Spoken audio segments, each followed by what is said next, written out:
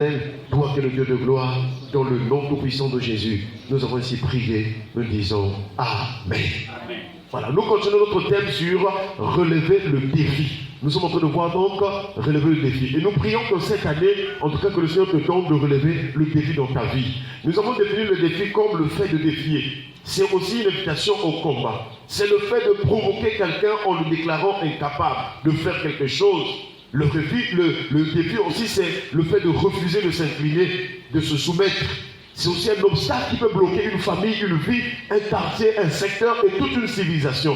C'est ce qu'on appelle le défi. Et dans le parcours des hommes sur la terre, Dieu nous a créés pour que nous soyons bénis, pour que nous soyons en paix. Car lorsque Dieu a créé Adam et Ève, ensuite la Bible déclare que Dieu planta un jardin en Éden. Et ce jardin, c'était un lieu de délice. Puis Dieu, l'Éternel, prit l'homme qu'il avait formé, le plaça dans le jardin. Donc Dieu, dans sa volonté, il veut que l'homme soit vraiment en paix. Il veut que l'homme puisse vraiment prospérer. Il veut que l'homme vraiment puisse avancer. Il veut que l'homme soit vraiment dans des bonnes conditions. Ça, c'est la volonté de Dieu. Est-ce qu'on peut acclamer le Seigneur? Mais puisqu'il y a un ennemi, il y a un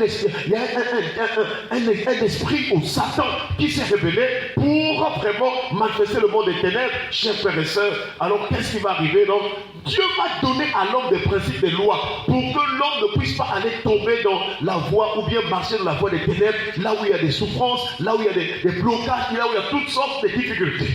Voilà pourquoi Dieu a donné la loi, il a donné la parole, il explique à l'homme comment marcher sur cette terre. Parce qu'il y a un autre camp du diable, le camp du monde éternel.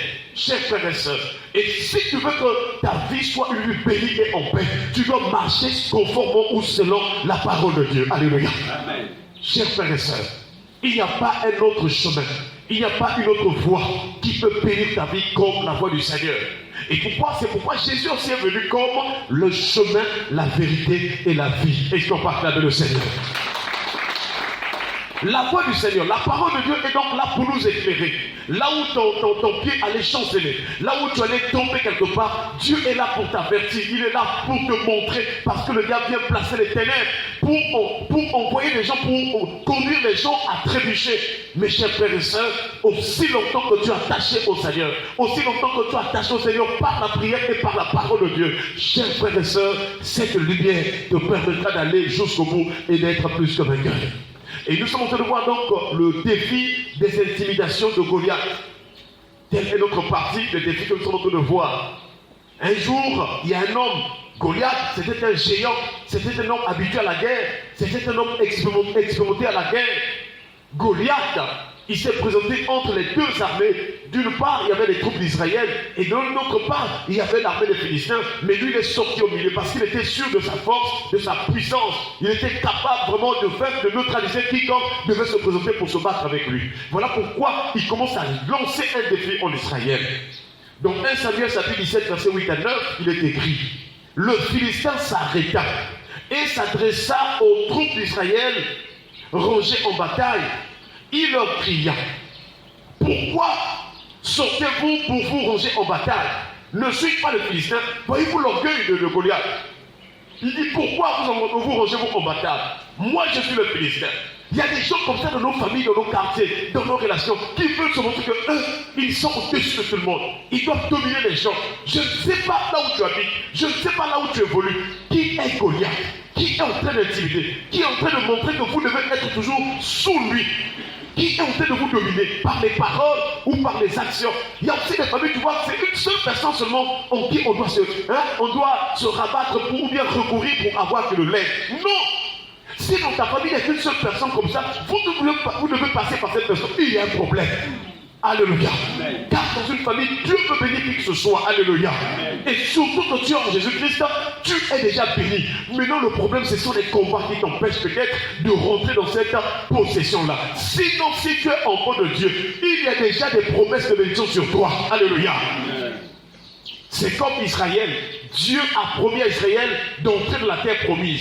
Israël avait la promesse. Israël avait Dieu. Israël invoquait Dieu. Mais pour entrer dans cette promesse, il y avait toutes sortes d'obstacles.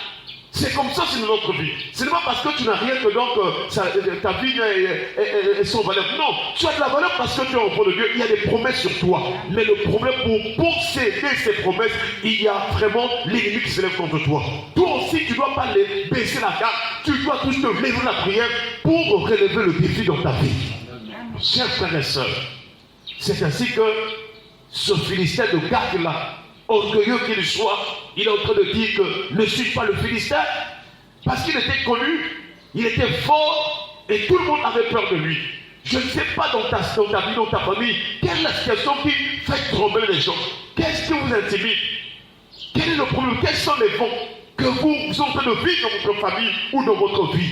Mais ce matin, tu dois être comme David. Est-ce qu'on peut acclamer le Seigneur? Et c'est comme ça que donc, pendant 40 jours, ce Philistin venait pour intimider Israël. Et il dit, n'êtes-vous pas des esclaves de Saoul? Choisissez un homme. Voyez le défi. Il dit, choisissez un homme qui descende contre moi. S'il peut me battre et qu'il me tue, nous vous serons assujettis. Mais si je l'emporte sur lui et que je le tue, vous nous serez assujettis et vous nous servirez. Donc dans la vie, il y a ce combat-là, c'est de lutte. Ou bien c'est toi qui seras vainqueur, ou bien c'est toi qui seras le vaincu. Mais si tu gardes ta foi en Jésus, si tu te sanctifies, si tu gardes ton régime de prière et de méditation et de pratique de la parole de Dieu, tu es d'office vainqueur, quels que soient les Goliaths que tu vas rencontrer. Des Goliaths dans les rêves, des Goliaths, je ne sais pas dans quel domaine de ta vie, si tu gardes ta foi et que tu marches selon la vérité, tu es vainqueur. Pourquoi? Parce que Dieu attend de toi pas beaucoup d'efforts. Ce n'est pas par ta force que tu vas être sauvé. Ce n'est pas par ta force que tu auras la victoire. Mais il attend de toi la foi et l'obéissance à sa parole. Est-ce qu'on peut acclamer le Seigneur? Si tu obéis à la voix de l'Éternel ton Dieu, voici toutes les bénédictions qui seront ton partage. Donc notre vrai combat, c'est vraiment avoir toujours la foi. Là où l'ennemi veut faire baisser ta foi, il veut te faire naufrage, il veut t'emmener à tomber, à vraiment s'écarter de la foi. Toi, tu dois te maintenir dans la prière, dans la foi, dans la parole de Dieu. Chers frères et sœurs, et c'est comme ça que ce Philistin a lancé un défi en Israël. Choisissez-nous un homme. Et lorsque, parmi les troupes d'Israël, et le roi et les autres, ils se sont vus un à un, on a vu la taille de Goliath, qui va aller oser? Mais dans le peuple de Dieu, il y a toujours un reste. Alléluia. Amen. Il y avait un reste quelque part que Dieu avait réservé. Et ce reste-là, il y avait David. Toi aussi, tu es un reste pour ta famille. Tu es un reste dans tous. Même si tout n'a rien marché depuis des années dans ta famille, rien n'a marché. Maintenant que tu es en Jésus-Christ, tu es ce faible reste-là dans lequel Dieu peut régénérer, Dieu peut restaurer, Dieu peut relever, Dieu peut bénir, Dieu peut changer les temps et les circonstances, Dieu peut montrer sa gloire. Est-ce qu'on peut acclamer le Seigneur? Et c'est comme ça que David est arrivé là. Ce jour-là encore, Goliath est venu pour dire les mêmes paroles pour intimider Israël. Chers frères et sœurs, mais David va dire au roi, il dit que personne ne se décourage à cause de ce Philistin. Ton serviteur ira pour le battre. Quelqu'un dit amen. Toi aussi, devant la maladie, devant cette situation, je t'en supplie, même si on t'a pris des médicaments des années, ça ne marche pas. Tu dois continuer à prier jusqu'à relever le défi. Il y a eu des gens qui allaient mourir. Il y a eu des gens qui avaient des situations difficiles. Vraiment au point où ils allaient mourir. On avait dit en tout cas que là, on ne peut plus rien faire. Mais lorsqu'ils se sont confiés en l'Éternel, ils ont donné tout leur cœur. Ils ont cru que Dieu peut tout dans leur vie. Aujourd'hui, ces personnes ont été guéries. Tout est possible à celui qui croit. Alléluia. Amen. Pour relever ton défi, donc, il faut la foi, il faut le courage pour braver les situations. Pour braver les situations. Ne crains pas les mauvaises nouvelles. Ne crains pas, même si tu entends de mauvaises nouvelles, telle nouvelle, ne crains pas les mauvaises nouvelles. Il y a quelqu'un qui est le maître des temps et des circonstances. Le roi de Nebuchadnezzar allait tuer tous les satrapes, tous les sages de Babylone, parce qu'il avait fait un songe et personne ne pouvait vraiment arriver à retrouver son songe et lui en donner l'explication. Il a dit que si vous ne me retrouvez pas le songe que j'ai eu à faire et que vous ne me donnez pas l'explication, en toi je vais vous tuer. C'était une mauvaise nouvelle. C'était une nouvelle de détresse. C'est que les sages étaient en danger. Mais il y avait toujours un faible reste. Il y avait Daniel qui était en ce temps-là. Quelqu'un dit amen. Et Daniel connaissait le Dieu vivant. Si tu veux vraiment t'en sortir dans tes situations, ne crains pas, va dans la prière. La Bible déclare que Daniel en instruisit à ses compagnons. Ils ont dit, allons-y prier Dieu. Allons-y chercher la face de Dieu. Dieu nous en donnera l'explication. Ils sont rentrés en prière. Et la Bible déclare, cette nuit-là, Dieu révéla ou fit révéler le secret à Daniel. Est-ce qu'on peut acclamer le Seigneur? Quelle que soit la situation cachée, quel que soit là où l'ennemi se cache, si tu rentres la prière, Dieu t'en donnera la révélation. Il va te montrer. Il va te dire pourquoi il y a telle situation et comment s'en sortir. Et après, Daniel est venu. Le garde du roi est allé dire au roi qu'il y a un esclave hébreu là-bas qui peut donner l'explication. Il dit quoi? Et Daniel est arrivé. Le roi lui pose la question, es-tu vraiment... On m'a dit que c'est toi qui révèles les secrets. Il dit, ce n'est pas moi. Mais là où il y a quelqu'un qui connaît toutes choses, là où il y a quelqu'un qui connaît les secrets des hommes. Quelqu'un dit amen. Nous devons mettre notre confiance en Dieu. Confiance au nom de l'Éternel pour que nous puissions s'en sortir de toute situation. C'est ainsi que nous voyons que Goliath était en train d'intimider. Quelle est cette situation qui t'intimide, qui te fait rentrer dans la peur? L'intimidation, c'est l'image des menaces. Qui est en train de menacer ta vie? Quelle situation, quel problème? Est-ce que au niveau de la santé? Qui est en train de menacer ta vie? Les intimidations sont des pressions. Est-ce que tu n'as pas la paix? Tu es là toujours sous pression, tu ne dors pas bien. Ça, ce sont les images ou encore la définition des intimidations de Goliath. L'intimidation, c'est l'action aussi d'effrayer. Il y a des gens qui vivent dans la peur. C'est l'action de remplir de peur une personne. Je ne sais pas combien d'années tu étais dans la peur, de la frayeur. Combien d'années tu étais troublé. Mais ce matin, le Seigneur te dit que ton cœur ne se trouble point. Est-ce qu'on peut acclamer le Seigneur? Crois en Dieu, crois en Jésus, il y aura un miracle. Le premier miracle dans ta vie, c'est le fait que quand tu t'endors, tu te réveilles. Si le diable voulait en finir dans ta vie, s'il avait la puissance d'en finir avec ta vie, tu n'allais pas te réveiller ce matin. Alléluia.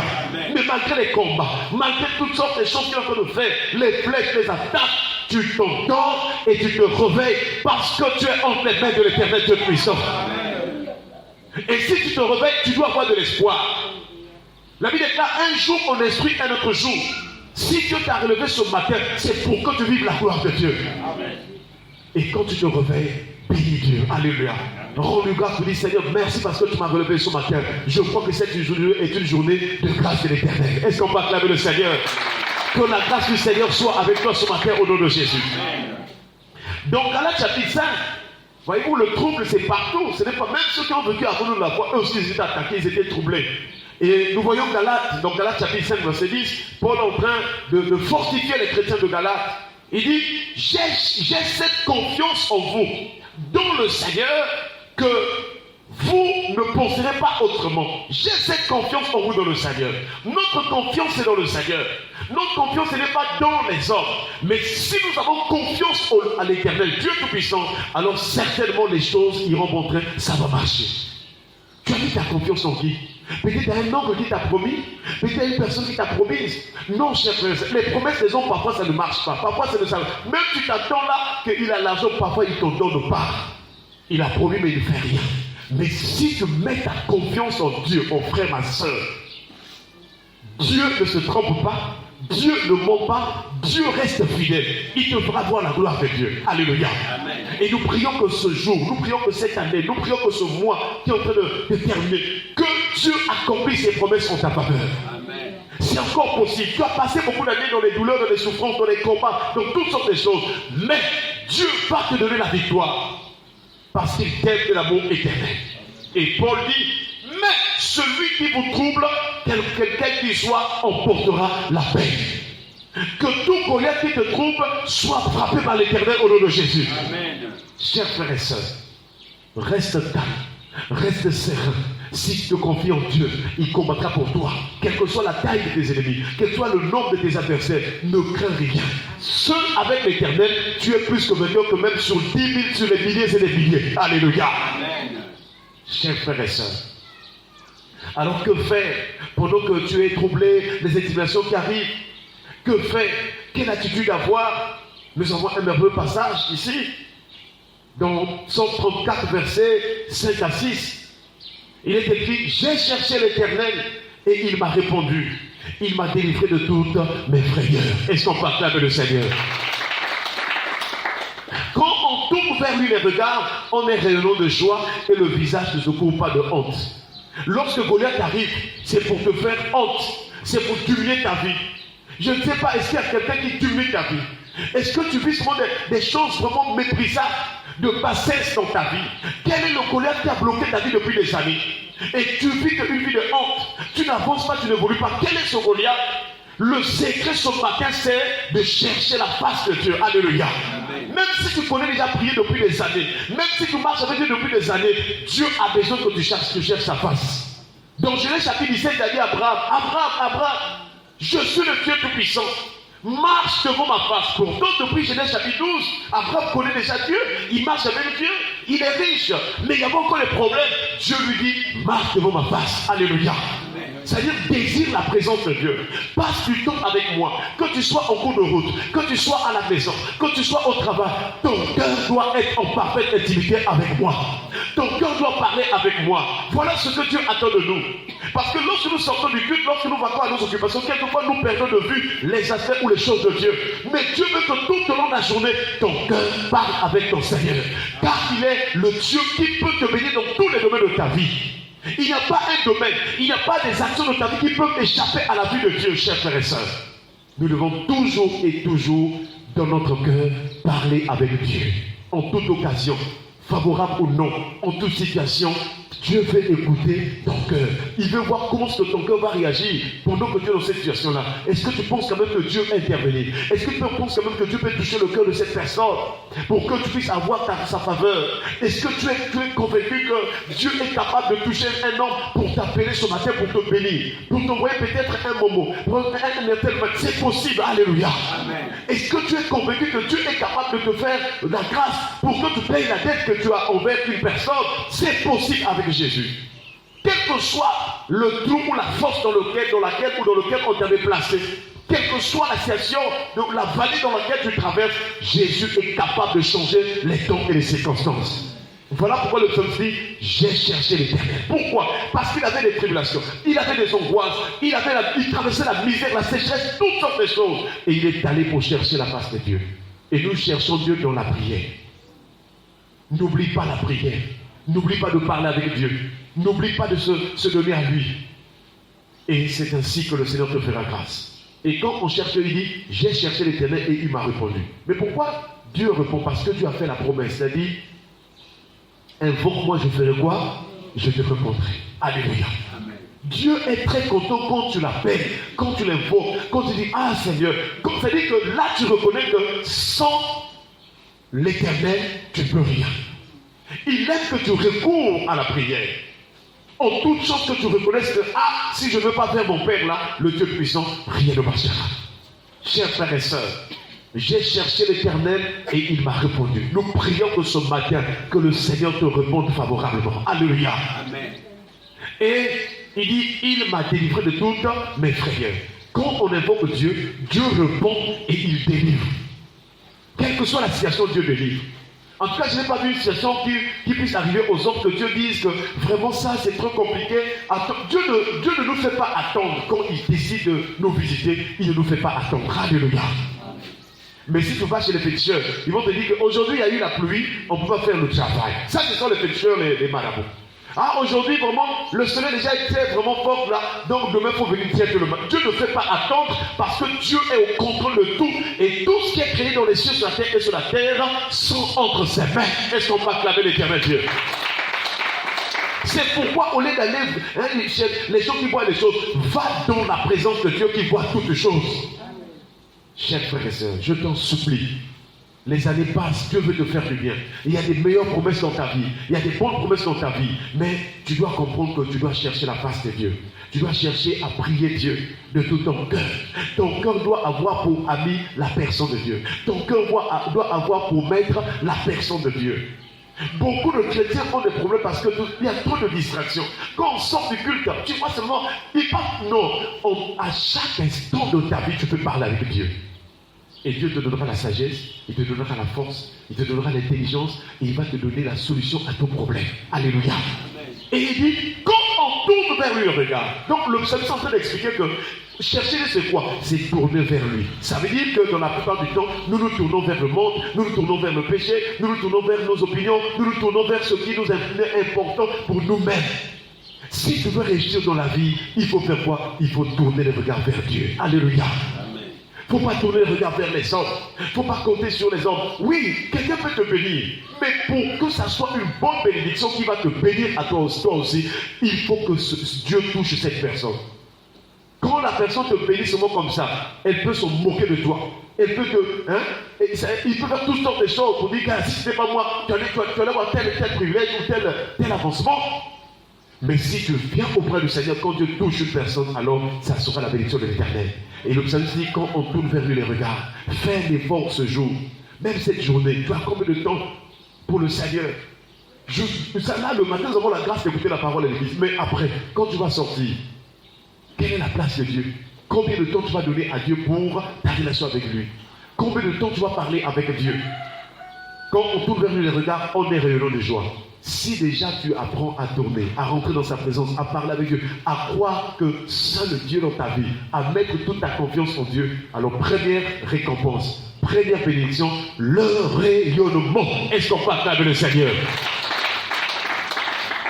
Là où ta vie était terne, là où ta vie était floue, là où ta vie rien ne marchait, tu ne brillais pas, Dieu va commencer d'abord à rayonner ta vie. Il va te faire briller parce que l'éclat de la présence de Dieu attire les faveurs, les bénédictions et toutes sortes d'opportunités. Quelqu'un dit Amen. Amen. Chers frères et sœurs, on est rayonnant de joie. C'est-à-dire, si nous avons l'éclat de Dieu en nous, ce qui s'ensuit, c'est la joie. Si le Seigneur est vraiment de notre côté et que vraiment nous sommes en lui, il est en nous, alors tous les jours, Dieu est capable de donner la joie. Même quand tu traverses des combats, tu peux être dans la joie. Alléluia. Amen.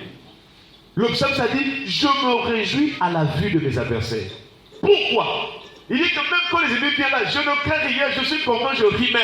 Pourquoi? Parce que je suis dans le Seigneur et je suis couvert de la gloire de Dieu. Alléluia. Amen. Or, pour aujourd'hui, je vois les chrétiens, ils ont peur même. Ah, vraiment, la nuit, on m'a attaqué.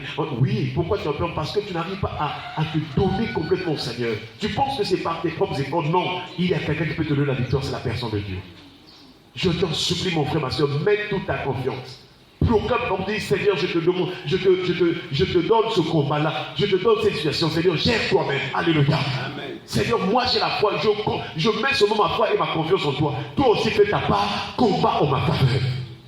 Et c'est comme ça que si réellement l'éclat de la gloire de Dieu descend sur nous, nous serons dans la joie. Et le visage ne se couvre pas de honte.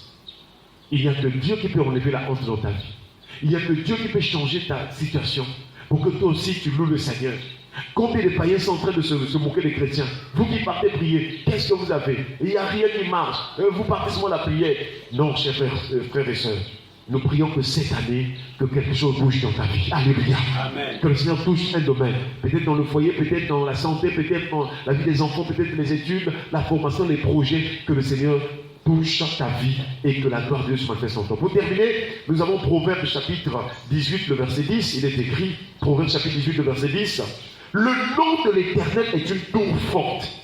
Le juste s'y réfugie et se trouve en sûreté. Lorsqu'on tourne les regards vers le Seigneur pour l'invoquer, alors rien que le nom de Dieu, le nom de l'Éternel descend et t'environne, te protège, te garde. Ça devient ta sécurité, ça devient ta sûreté, le nom de l'Éternel. Bon, imaginez-vous que le nom de l'Éternel est une tour forte. Qu'est-ce qu'il faut faire? Chaque jour, chaque instant, je dois faire quoi? Je vais invoquer ce nom-là. Alléluia. Mais dans l'Ancien Testament, on parlait souvent de éternel, éternel, éternel. Dans le Nouveau Testament, ce nom de l'Éternel-là est précis. Ou encore, on a précisé de qui il s'agit. L'Éternel, c'est Jésus-Christ de Nazareth, qui est venu dans ce monde pour sauver les pécheurs. C'est Dieu, Jésus-Christ, qui est venu pour habiter parmi nous et en nous. Et si tu crois en lui, il fera de ton cœur sa demeure. Voilà donc, quand tu dis éternel, c'est juste. Mais quand tu dis Jésus-Christ, c'est mieux. Parce que nous sommes dans une nouvelle dispensation. Mais Jésus-Christ veut dire aussi, Yahvé sort, c'est-à-dire l'éternel. Donc il n'y a pas de différence. Alléluia. Mais quand tu précises Jésus-Christ, c'est pour montrer l'œuvre que Jésus est venu accomplir.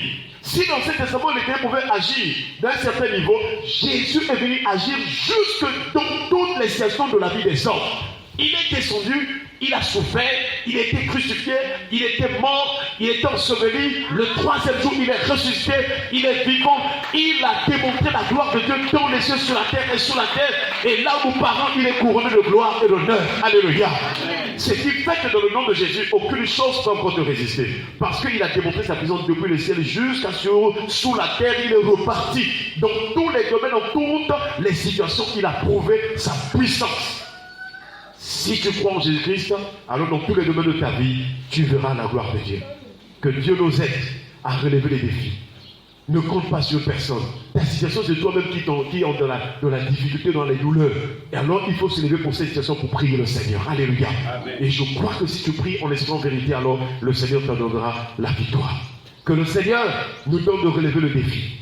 Je ne sais pas dans quel domaine tu es intimidé, quelle est la situation qui te fait mal, qui te trouble, qui te tracasse. Ce matin, le Seigneur te dit, si tu tournes vers lui ta face, si tu cherches vraiment la face de Dieu, alors tu seras rayonnant de joie et ton visage ne sera plus couvert de honte, ton visage ne sera plus couvert d'échecs, ton visage ne sera plus couvert vraiment de toutes sortes de malédictions, mais tu seras rayonnant de joie. Personne ne t'aide dans la prière. Nous allons remercier le Seigneur pour